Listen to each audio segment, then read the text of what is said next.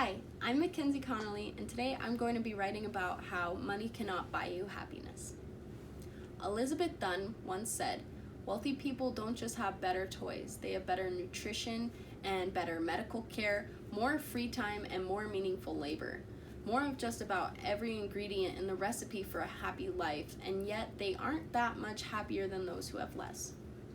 Contrary to popular belief, research shows that when analyzing the annual income of adults, happiness and the growth of happiness grows alongside of the rising income until around $75,000 per year. When they reach that level of income, their happiness actually plateaus until they reach around $95,000 per year. And as the income actually increases, their happiness decreases. Society is always striving for more and more. Each time they reach a goal, they literally take their finish line and move it to another place and then do it all over again. We challenge ourselves to a point where we can never actually reach our goals. We can never look back on our goals and say, wow, I actually accomplished that, I did that, and be happy for that. It's like a racetrack where there is no finish line and you're just driving around in circles and circles and circles. An example of this is if, let's say, I had been working so hard and saving up for this really awesome yellow Porsche car. And I go to the car dealership, I pay for this car all by myself, all my hard work went into this car. It's cool, it's fast, it's got an awesome music system. And then I look over and I see my friend has a really cool purple Tesla.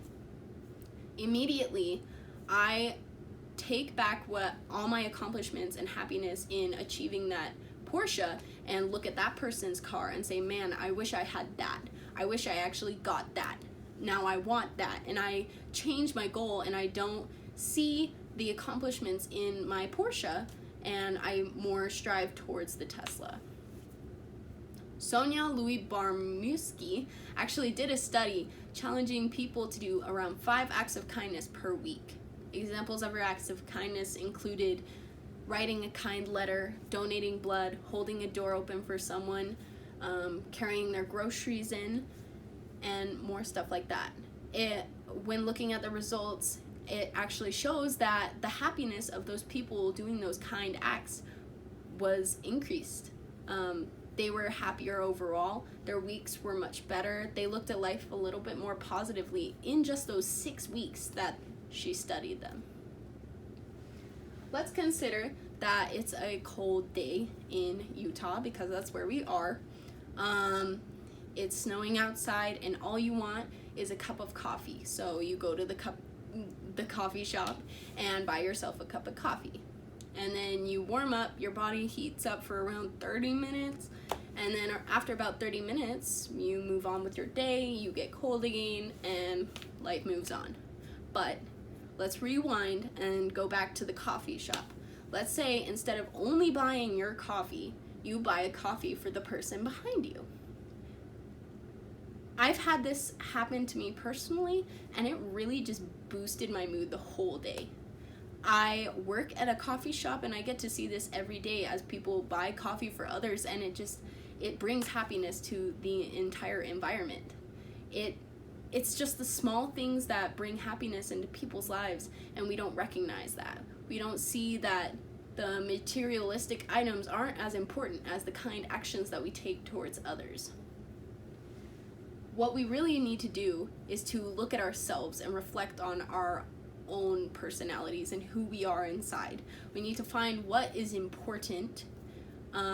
We need to decide if it's the people around us, if it's the experiences that we get within life, or is it the stuff, the actual materialistic items that we own ourselves that make us happy. I encourage you to take action in your own life, to recognize what is your goals, and then be happy for what you have. Appreciate the things you have at that point, that moment, the little things that make you personally happy, and be grateful for them rather than only looking forward at the things that you want, the things that you wish you had, the things that other people have and you do not. You need to look at the things that you have in your own life at that time in the present and be grateful for them. Make it a goal for yourself to find out who you are and what you need and be happy with that. And these are my works cited. So, thank you.